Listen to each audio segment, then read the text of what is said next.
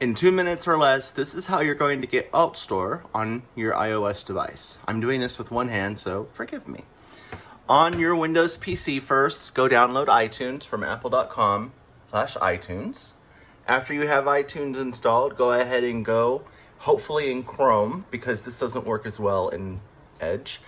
In Chrome, go to altstore.io, download and install AltStore. When AltStore is downloaded and installed, you will see this icon right here. That icon means that AltStore is installed. Then what you want to do is take your USB cable and plug it into your device, as so. It's going to ask you to trust the computer. In a second, it's going to say, blah, blah, blah, blah, blah, blah, blah. And I was also in here a minute ago and I already told it to trust. If you see a dialog that says trust, click on trust. Go to AltStore, click on AltStore, install AltStore, click on your device. It's going to ask you for your username and password to Apple.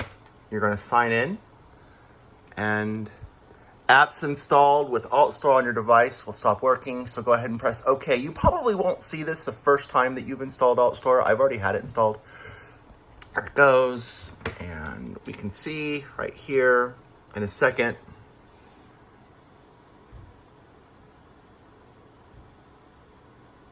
Oh, okay, just refreshed. And now we have, where are you at? Boom, there you are.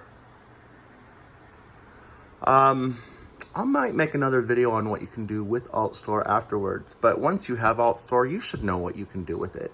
You should know what AltStore will let you do.